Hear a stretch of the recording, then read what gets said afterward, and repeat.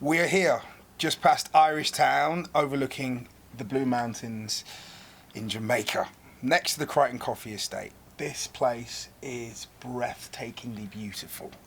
We're here for a very, very special reason, and that is to have a conversation with a broadcaster who has been broadcasting for 40 years this year and waving the flag for Jamaican culture, for Jamaican music, for reggae music, and bringing it around the world to your speakers. The one and only David RUDigan. Thank you for the intro, MistaJam. I don't think I can follow that. You definitely can follow that. Because the thing that I love about you, David, is you are still passionate about what you do. It still drives you about playing music, supporting those artists. But I want to take you back, those 4 decades ago. What was life like for you 40 years ago? Well, as they say in Jamaica, my shoes were lean.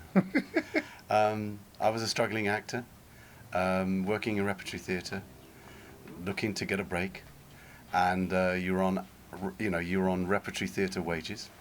So I was living in digs in different cities and working as a jobbing actor, and I was still collecting the music that I'd fallen in love with as a teenager, which was the music of this island. And it was ska and rocksteady and reggae. And so by the early 70s, I was still an avid collector, and I decided, well, in between jobs, perhaps I could get high on my own supply. So I went to a buddy of mine. Well, he became a buddy of mine. He ran a record shop in Lewisham, Model Market. And I appealed to him. I said, would you mind if I could get some records from you on sale or return? And then I could hitchhike up to Oxford with them in a grip and sell them at the bus garage where the sound system selectors would meet me. And he said, sure. So I would go down there from my little digs in Barnes, grab this box of, fill this bag up with records, and then hitchhike or take the bus if I was feeling a bit fluent, feeling a bit flush with the dough, take the coach up to Oxford, and the sound system selectors would meet me at the bus station. And I would say, this is a hot tune, take this one, and if you don't like it, give me back next week. And then I moved it up, I moved my game up. I got a market stall on Blackbird Lee's Sunday Market. And I bought one turntable and a speaker, and I was able to wire it up and play records to the potential buyers who used to come from blues dances, because I was open from 8 o'clock in the Sunday morning. So I'm talking about the days when it was pretty lean, but I was so passionate, I just couldn't be without the music, and this was a way of me purchasing the music at wholesale price. And I was continuing to do that, and every Sunday I listened without fail to Steve Barnard's Reggae Time on BBC Radio London. And it was a cassette and tape days, you know, with the old pause button, and that's why I got to hear the music, and I didn't have to buy so much of it because I had all these cassettes. And it was announced one Sunday that Steve Barnard was leaving the show, and they were looking for new presenters. And my girlfriend at the time, she said, "Oh, why don't you write in?" I said, "Ridiculous! I'm never going to get a job as a radio DJ." And little did I know that she actually wrote a letter on my behalf. Wow. And a letter came in response saying, your audition is Thursday morning at 11 o'clock, BBC Radio London, Marylebone High Street. So she said, you've got to go. And I went and I did the interview. And, well, to cut a long story short, I was given the job, although it was a strange moment because they stopped the interview after 15 minutes. Why? And David Carter was the producer. He came in, he closed the door, he said, Mr. Rodigan, fascinating that you know so much about the music. I'm terribly sorry, we have to tell you point blank that we're looking for a black presenter, you're the wrong colour. And I understood that totally, you know. Yeah. But what they actually did was they played that interview tape, that audition tape, along with others audition tapes, to people within the industry and asked their opinion. And apparently most of them said, well, whoever that guy is, you know, he knows about the music, perhaps you should use him. So in the end, it was Tony Williams and I co-presenting the show. Tony Williams is Jamaican. And then from that co-presentation, we then went to alternate weeks, and then Capital Radio heard the show and asked me to join them to do my own Saturday night show. And I jumped at that because I figured, well, that means there's going to be 2 radio stations playing reggae music in London. And they really, in those days, it was LBC, Capital Radio, and Radio 1. Maybe I should do it in the other order. Radio 1. You know what I mean. Of course. No, So no.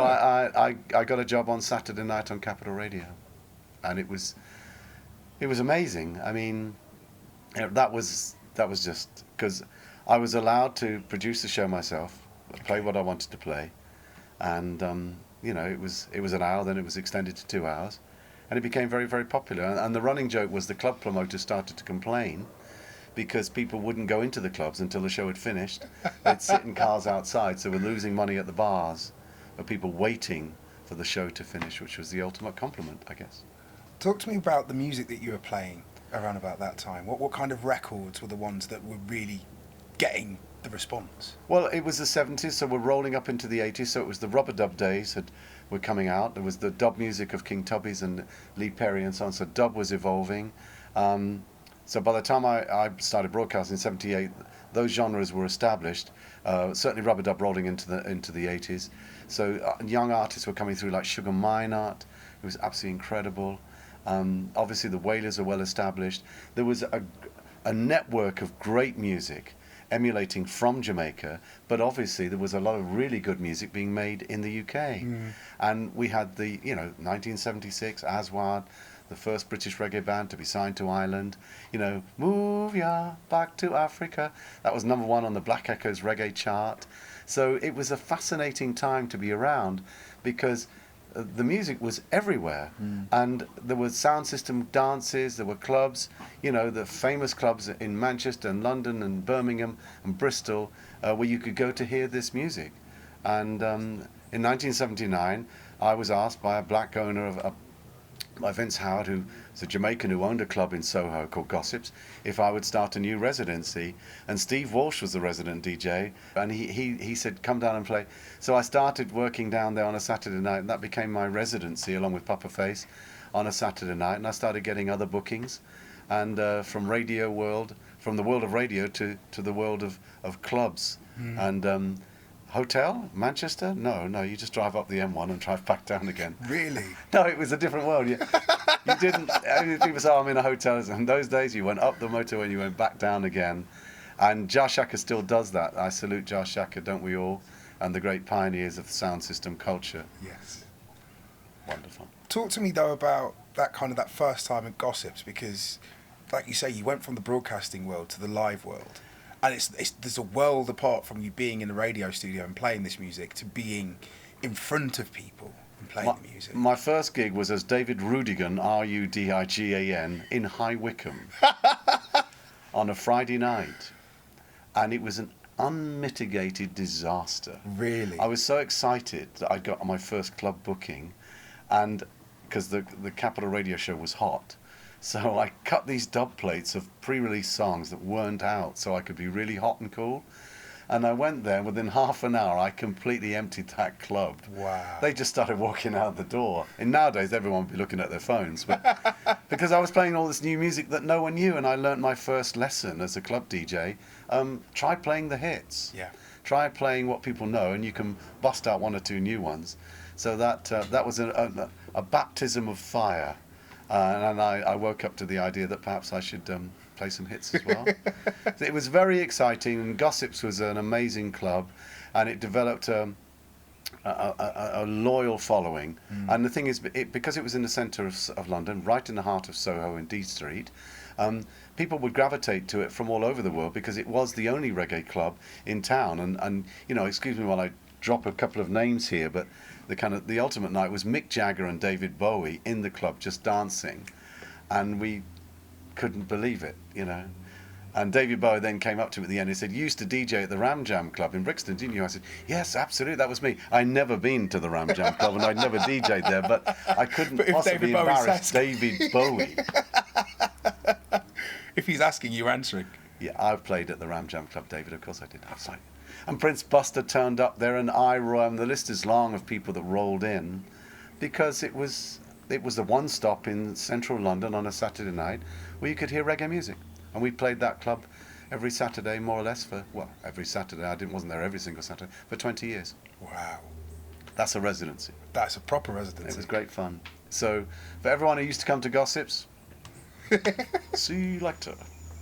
I want to talk a little bit about the influence of reggae music around that time when you're first starting, when you're first kind of cutting your teeth, because in 2018 we see reggae's influence everywhere. It's in all of the genres that are popular at the moment. It's in all the new genres that have kind of come since the inception of reggae. But back then it kind of felt to me, as someone who's kind of looked at things from that era, as though it was almost treated like a novelty. Was that the case? I wouldn't say it was necessarily treated as a novelty, but I understand why you're saying that, because, how many reggae records will be on a playlist of a radio station? Not many. I think the issue was, one of the classic responses to reggae music, I can't dance to it. Can you play something else? I can't dance to it, because it doesn't have the regular construction of, the rhythmic structure is not normal. Yeah. It's different. It's the crazy backbeat of ska. So I understand why you're saying that, but it was very, very influential, because if we look back, we know that in the 60s, this new phenomenon blew up in Jamaica and came and hit the UK, and mods fell for it a big time. So we were dancing to ska records. And if you didn't have Club Ska 67 Volume 1, you weren't in the loop, and so many of us did. So it was a teenage phenomena in the 60s, and you had pop, you had classical music, and you had rock and roll. And all the other forms of music that have evolved since then, of course, didn't exist. There was no rap, there was no techno, there was no drum and bass, there was no, it was a different world, and everything was new and fresh. So the thing that turned us all on was the fact that it had these amazing rhythms, and then there was the lyrical impact of the messages that we heard in songs from Burning Spear, from the Abyssinians, from Bob Andy, from the Wailers, Bunny Wailer, Peter Tosh, Bob Marley. These songs that they wrote, Declaration of Rights by the Abyssinians, Sata Masagana, the list is long, and people heard these songs and they resonated not just with Jamaicans, but with all people. From you hear this music and you hear the poignancy of the songs, the messages, not just the ones about social commentary and the history, the Black Journey, but also the songs of love and peace and happiness and joy, and the nuances of what we would call lovers rock. This was an amazing time, and a lot of this music was being made in London. It was being made in England. And then you had bands like UB40 and the Specials, who took this music that they'd fallen in love with. UB40, having heard the sound in the 70s, the Labour of Love, their interpretations of it, and then the Specials and the two-tone phenomena out of Coventry, where they took ska records and played them even faster. Yeah. So it really did impact in a big way, and it still resonates. But there was a period in time where there were so many great artists, all headliners. All you had to put on a flyer, a street poster, was Dennis Brown in concert, sold out. Gregory Isaacson, sold out. The Wailers, So there were some incredibly big stars who became big because their music was so good, and because people bought them all from all over the world. They weren't just selling records in England. They were selling records worldwide. There is still an amazing reggae community worldwide. In every major city in Europe, there are sound systems. Across America, there's still a fascination for ska music because of its energy. So reggae is still as relevant now as it always was. And people say, oh, what about the new music? The new music is as exciting. If you don't get it, then it's probably not for you. But we can't stay still. We have to move forward. And young people making music are making music for themselves. If you don't get it, so perhaps when ska music was made, we heard older Jamaicans probably saying, oh, what's that about? Yeah. My dad didn't particularly take to the Beatles at first because he loved Glenn Miller. It's all relative. It's all generational. Yeah. But reggae has always had, for the last 50 odd years, a major influence on music. And as somebody once said, everyone's got a reggae album at home. Yeah. It's very true. It's very true. I want to talk to you now about sound clashes. Yes. Because a real kind of cornerstone of reggae culture is the sound clash. Yeah. And as a broadcaster and a DJ as you are, the path that you took to go into sound clashes isn't necessarily the normal way of building up a sound system and deciding that you're going to go and start facing off against other people. How did it start for you? Actually started in terms of clashing because Courtney Singh, who's lives in Maypen and built one of the most famous sound systems in the 90s here in Jamaica called Bodyguard, along with Big Mac. The two of them built this amazing sound system. They cut the biggest dubs. They were the hottest new sound on the island. And in 1991, he was touring England, and I met him in a show, and he said, "By the way, David, why didn't you come and clash with us in Maypen?" And I said to him, "Are you crazy?" He said, "No, it'll be fun." And I asked a couple of people, they said, "No, you're insane. You're just a radio DJ. You can't go clashing with sound systems." And I said, "You know what? I'm going to do it." So I cut some dub plates, General Levy and a couple of other dudes, and then I went to Jamaica and I cut "Who's Gonna Bodyguard You, Mr. Bodyguard" by the Mighty Diamonds, which was a customized special for the night. And I arrived and we were with crowds everywhere, and I said, what's with all the crowds, people coming off these buses? How come it's so busy tonight, in Maypen? He said, "Oh, they've come to see you." And I hadn't realised the importance of radio in Jamaica, because prior to 91, I'd been clashing on the radio with Barry Gordon, the great Barry G. And without Barry G's influence, I wouldn't have the career I have today, because thanks to him and the way he gave me such a warm welcome on JBC Radio 1 in 1983 and the clashes we did after that, I was able to come into the homes of Jamaicans who listened to the radio. So they knew of my work as a clashing with Barry G. So they all rolled up for this dance in Maypen, and it was absolutely amazing. And other promoters heard about it, and next thing I knew, I was being invited to clash in America, in Washington, in New York, and so on, and then back in Jamaica, and then it just kept on going. And I think that why I was able to continue to do so was that, I brought an element of humour to clashing, and I would do these comedy sketches that would crack people up. And so when someone was at me, in a hardcore way, I'd play some joke sketch.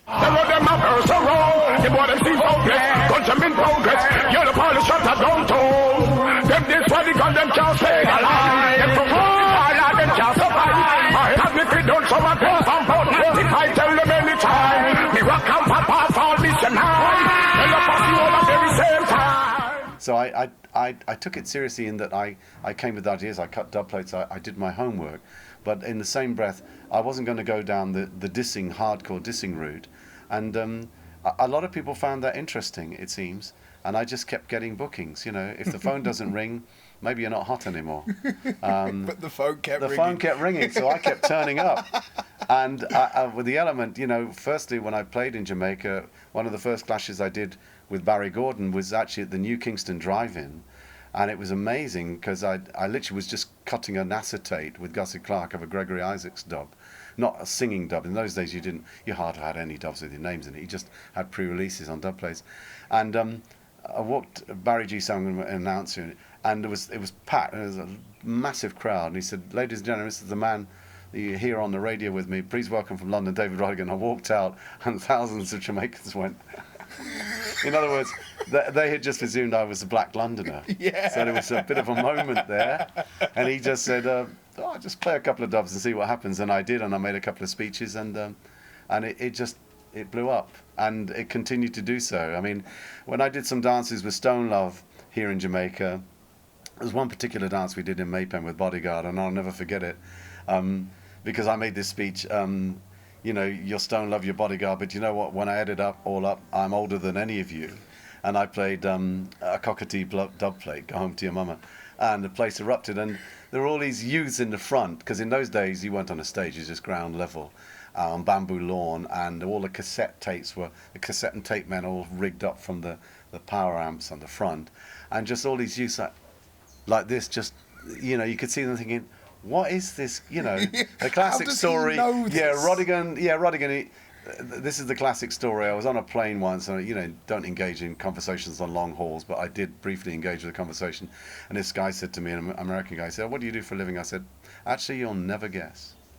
And he said, "Perhaps you're a lawyer." I said, "No." He said, "You're an academic." I said, "No." I said, "You've got one more guess." And he said, "Well, you look like him, so you're a dentist." I said, "What?" He said, "You look like my dentist."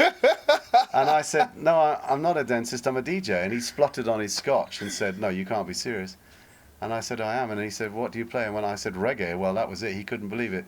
So the joke, I tell the story of, I look like your dentist, but I'm actually a reggae teacher. don't judge the book by the cover. No. I've loved this music all my life, and I get, tonight I'm going to do a show here in Jamaica for my 40th, and I'm really looking forward to it so much. I'm going to be with King Jammies, and it's dubwise, and thanks to Protege and Justine Hansel and Jason Hansel and Jason Patton and everyone who's making it possible tonight. There are going to be lots of people there, and I'm going to be able to play the music I love on the island where it came from. I want to talk to you about those Barry G radio clashes. Yes. Because they are really written in reggae folklore. Talk to me about how that first happened. How did the link-up first happen between you and Barry G? How did you come over to JBC and take over his show as you did? Well, I had a show on Capital Radio, and I said, I'm going to go to Jamaica, and I'm going to record some radio shows. And they said, great. And it was suggested to me that I contact JBC Radio 1, which I did. And we established that I would be using their facilities to record these radio shows. And at one stage, they said they'd never seen so many reggae artists in the car park of JBC Radio 1 waiting to be interviewed. And one of the gentlemen I interviewed, of course, was Barry Gordon, because he was the hottest radio DJ. And as a result of that interview, with him telling me what was happening in the reggae scene in Jamaica, he reciprocated and said, please join me on my Saturday night show. And I did. And during the news, he turned to me and said, Jamaicans love contest. Let's clash. Thanks for the warning, Barry. And we just, we just jumped into it, and it was amazing. And we were still clashing at 2:00 in the morning. It was a 6-hour radio clash. And the next day we were driving down to Belmont, and I'll never forget it. As we went through a little town and villages, we heard the clash like on an echo chamber, like on a loop, because so many people had recorded it on cassette, and it was being played the next day on cassette players. So that was my introduction to Jamaican radio, and that's where it came from here. And I kept coming back to record shows. In those days, there was no simulcast. Of course, you reel of tape and you stuck it on a plane and with somebody at the airport, and they took it back and took it to the radio station, which is how dub plates were often delivered. And I started working once a year with Barry G. We did these annual clashes, and Jamaicans look forward to it.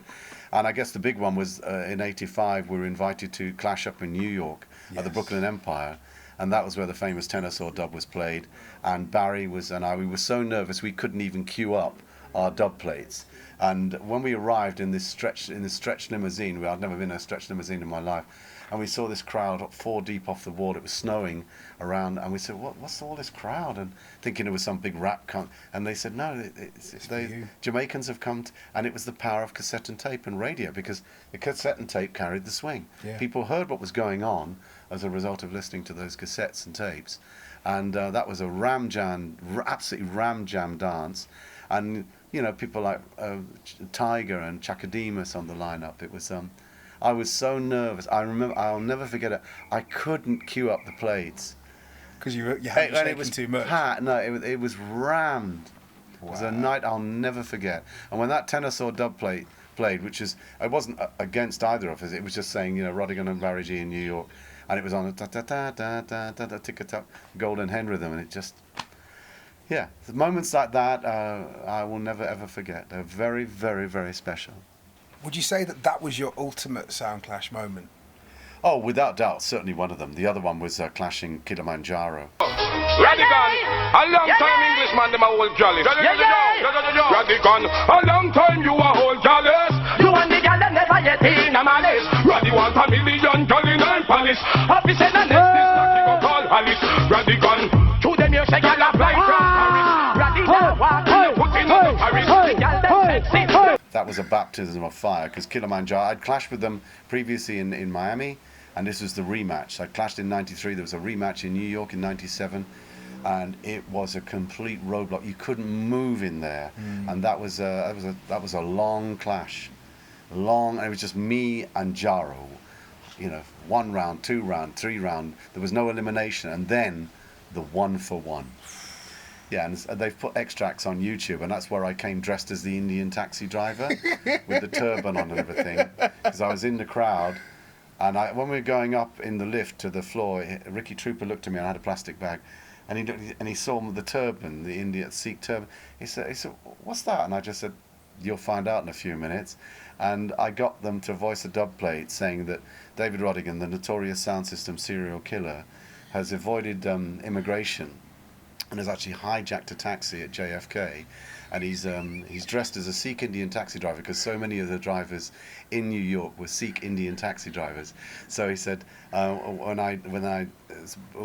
please watch out because he's armed and dangerous with dub plates. Do not approach him.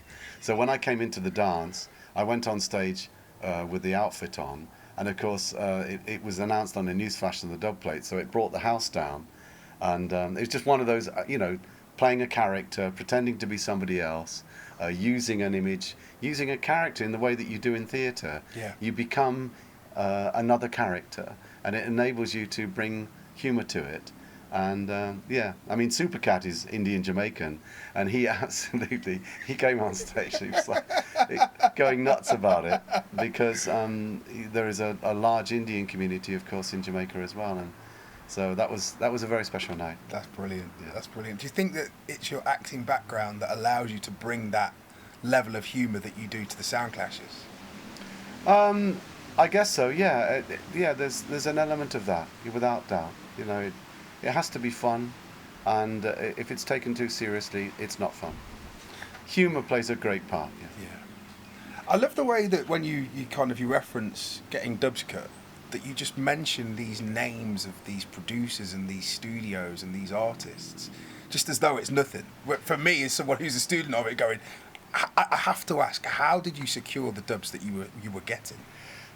Trial and by chasing them. Dubs are important. If you don't have dubs, it's going to be hard for you. You've got to have your ground force. You've got to have those building blocks. So you pursue them, and most of the artists, were very accommodating. In those days I used to fly to Jamaica, and then in later years, you could contact them by phone and by email, and dubs were done. And it's not the volume of dubs, it's not the quantity of dubs, it's the quality of them. Yeah. Because only so many dubs can be played in a sound clash. So it's important to have a good collection, and over the years I pursued collecting them in the way that I collected vinyl.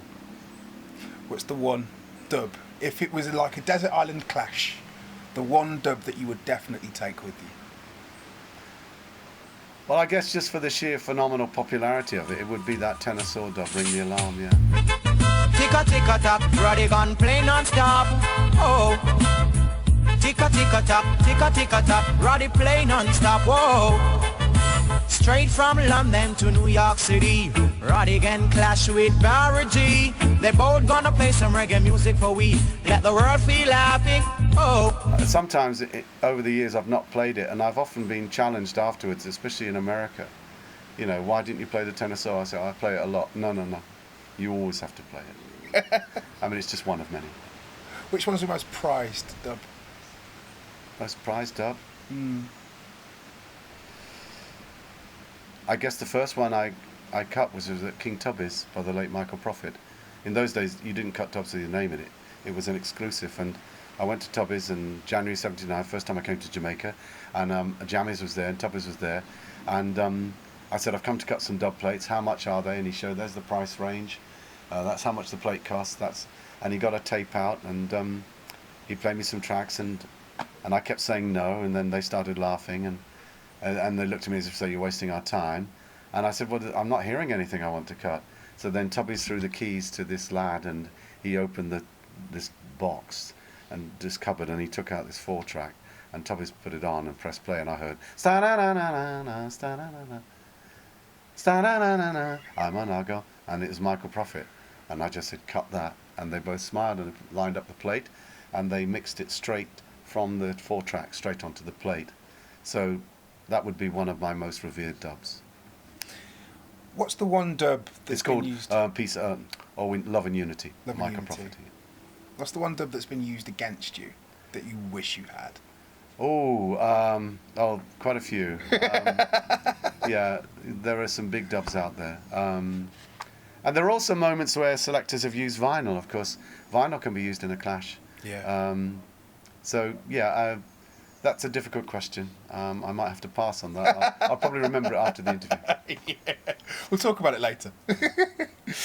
I want to talk to you about Jamaica, about those trips that you took and about those memories. Because the thing that I've loved being over here, this is my first time coming to Jamaica, but I've loved seeing the amount of respect that you get from the artists, from the producers, from the DJs, from the sound systems, and from the people. What does Jamaica mean to you? It means everything to me, because this is where the music came from, and it's such an amazing place, culturally, musically, artistically, food-wise, you know, the ambience, the countryside, Kingston, the hustle and bustle. It is a beautiful island, and its culture goes way, way, way back. And this music didn't just pop up the other day. It's not new. And because I fell in love with the music, I fell in love with the culture, and I fell in love with the island. And coming here for me is, I get so excited about it. When I first used to come here, I never used to sleep before the flight. I'd just be up sort of on the, sort of repacking stuff, and just because I was so excited. And when I first arrived here, and in those early years, those early journeys down here were amazing. Channel 1, Harry J's. Oh my gosh, there's Bonnie Whaler walking out the studio. There's Big Youth. There's Junior Delgado. There's Dennis Brown. Gregory Isaacs getting out of his GT, Ford Cortina, the Ford GT, and just leaving the door open and going into Channel 1, and me saying to the juice man, do you think I should tell Gregory that he's left the door open and the window down, somebody might steal the car? And they all started laughing and said, no one's going to steal Gregory Isaacs' car. And that kind of, sort of innocent, but and the love I received, Cox and Dodd at Studio One. I never got to meet Duke Reid; he passed away. But I climbed that staircase at Treasure Isle, and standing up on the roof was Marcia Griffiths, and there was Errol Brown mixing a tune, and Mikey Dredd was voicing his version of Stepping Out of Babylon. I just gate crashed the session. Found this photograph of Phyllis Dillon that slipped down the back and asked if I could keep it. Eventually got to meet Phyllis Dillon. Eventually got to meet the Scatterlights and Prince Buster. And eventually got to meet the icons, the people who made this music so great. Got to meet them and interview them. Interviewed the Abyssinians at BBC Radio London. Interviewed Gregory Isaacs at BBC Radio London. Got to meet. I used to be so nervous before these interviews. When I interviewed Bob Marley, I was. If you ever hear the interview, my voice goes up. I've been very, very fortunate in that because I'm a devout fan of the music, that I've been able to meet the stars who made it, go to the studios where it was recorded, and be sometimes in the right place at the right time to hear some amazing stories. And the classic one, of course, is that Friday afternoon when I climbed the staircase at Island Records. And I couldn't believe it was Bob Marley walking down the staircase. And I jumped all protocol, and I just said, I'm David RUDigan, I've got a reggae show, please can you be my guest tomorrow night? And a couple of elders with him nodded, and he said, okay, would you like to hear a new song I've just recorded? Yes. Back up the stairs at Island Records, along the gallery in Hammersmith Square, into the listening room, him and family man Barrett, and me in the middle. And he takes this cassette out of his jeans jacket pocket, presses play, and I'm sitting there thinking, no one will believe this. And at the end of the song, he turned to me and said, what do you think of the mix? Would that be suitable for New York FM radio or AM? That's how particular he was about the mix. Wow. And I just thought to myself, no one will believe that I've been asked for an opinion by Bob Marley. So I said to him, I think that's a pretty good FM mix, Bob. And he said, okay, you get a world exclusive. I'll bring the tape tomorrow night to the radio station and you can play it. So at the end of the interview, he pressed play and it was don don don don don don don don don don, could you be loved? I mean, moments like that cannot be repeated. No. Another 2 minutes on that staircase, and that had been preempted in 1974, where I saw him in that pub in Fulham Palace Road, the Greyhound pub, in a burning heat of the summer, and the three of them on the floor of the pub. You couldn't see them, and all you heard was boom, boom, boom, boom, boom, boom, and the three of them, boom, boom, were beating drum, boom, boom, and then they started singing, I hear the voice of the Rasta man, and the place erupted. People are hanging from the rafters. The Greyhound pub, big music venue on the Fulham Palace Road. When the concert was over, and I remember that, he hardly said anything. There was Bunny Welly with his red tam on, Peter with his darkers on and his the woolly hat, and Bob with a red lumberjack's jacket on, which he didn't take off in the heat. So obviously to him, England was not really hot. Yeah, no, exactly. And at the end of the show, I was walking down Fulham Palace Road thinking there's no way I'm going to get to stage door if there even was one. And that's the moment I'll never forget. This cloud of smoke came out of this shop doorway, and I thought, there's a fire in that shop. And when the smoke cleared, it was Bob on the end of a big spliff. Because when you exhale, that smoke is big and it cascades. And he was standing in the shop doorway with Wire Lindo. And I was like, it's Bob Marley. And my girlfriend said, just go and say hi. So I walked out and I said, I'm such a big fan, and it's amazing that you're here. It was a great concert. And he said, yeah, that's nice, thank you. And then his car screeched up, and he said, gotta go. And he got into the car with Wire Lindo, and as the car pulled away, he turned and waved to me out of the back window of the car. And that's my Bob Marley story, to be in the right place at the right time, and then spin forward 1980. He's just come back from Zimbabwe. I met him on the staircase. It was an unscheduled stopover. He was here on a very low profile, and I happened to walk up that staircase as he was walking down. Another minute, it wouldn't have happened. That's amazing. It's such an amazing story. Now, I want to talk to you very briefly to kind of wrap up what we're talking about. Yeah.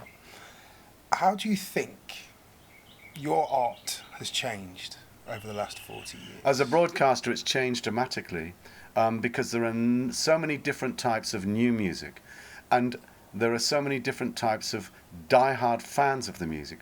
I mean, if you look now in terms of what's available to anyone who's into music, it's phenomenal, the choice. I think the broadcaster's role is still very, very important. I was taught when I was first trained that you had to remember that the song was paramount and came before everything else, and it certainly came before you as a DJ, that you were there to introduce the song. So you should never crash the vocal. That was the first golden rule. In those days you were given a stopwatch and you had to time the intro, and you had to write that down on your script. You had to time where the bridge was if it was ever necessary for you to talk in the middle of a song, which it usually wasn't.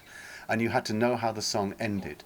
So that discipline was installed in me, that you had to prepare a show properly. You had to have notes, you had to have a running order. You couldn't just walk in with a box of records. That didn't exist when I was first trained. And that your duty was to the music and to the listener. And the way it was presented to me by David Carter, who trained me in those early years at BBC Radio London, he said, please remember, how would you behave if you were invited into someone's front room, or their bedroom, or their car, and you didn't know them? How would you behave? Would you squawk and scream and shout at them? No. How would you speak to them? Would you patronize them? No. Would you bore them? No. So just remember all that when you speak. And remember, and this is another one I learned at Capital Radio. In fact, I think they had it on the wall. Keep talking about yourself, because when you're fired, we'll be talking about you. So this whole idea of talking about yourself on air, and I'm not well, and I've got a cold, and, stop. Yeah. You're there. There are some things happening to people that are particularly unpleasant. Someone's having a very bad day somewhere. Your bad day as a radio DJ is nothing by comparison, if you're even having a bad day. So be a companion to your listener, and never forget that they are that far away from switching you off. And share your love of what you have. It's as simple as that. Just as simple as that. Be a companion. The reason I loved Radio Caroline in the old days, I used to listen to Johnny Walker because Johnny Walker had the most amazing voice. I listened to Mike Raven on BBC Radio 1 when it first started in the summer of '67. This is the Mike Raven Rhythm and Blues Show, and here's a very interesting recording on the Gas label. It's called The Horse by Eric Barnett. I think you're going to enjoy this. It was that reverence he had for the music. Yeah. I'm not saying it should be like that all the time, and I'm not saying that the sort of excitement that some DJs bring to their broadcast shouldn't exist, because it may be governed by the type of music they're presenting. If the music is, is very, very up and it requires that kind of presentation and the audience digs it and gets it, then that's the way it is. But in terms of me and how I respond to what I'm supposed to do as a broadcaster, that's the way I've always understood it. Clubland is clubland, radio is radio. They are two different worlds. Sometimes they collide, sometimes they are the same because you're doing a live broadcast, and a live broadcast from Ibiza is going to be dramatically different from you being on radio too at 11 o'clock at night. Very true. I just want to finally wrap it up with just one very simple question. How do you decide what you want to do now? Because when you look through the last 40 years, you've pretty much ticked every box that you possibly could have, but you're still so excited and vibrated by the music and what you do. How do you decide what you do next? Because I still love the music. I still love and I still enjoy discovering new music. We did some sessions here in Jamaica this week. We recorded a session with a band called Persons of Interest, a new young jazz-influenced reggae band. We also recorded Savannah. Her performance was absolutely amazing. Both their performances were amazing. We recorded at Big Yard, and when Sugar sung I'm a Phenomenal Woman, which she'd just written and no one had heard before, and it reduced her to tears, and I could feel the shivers that everyone else is feeling. As long as I'm in a privileged position to be able to continue to do that, to discover new music and champion it, and in the way that I first heard about Protégé and Chronics and so on and so forth, I don't live in the past. I live in the present and I look to the future. And as long as this music excites me, and it still does, then I will continue to broadcast it as long as people want to listen. David Rodigan, thank you. Thank you, MistaJam. Or new name, MistaJammers. Jamaican version. Remix. Thank you. Thank you very much.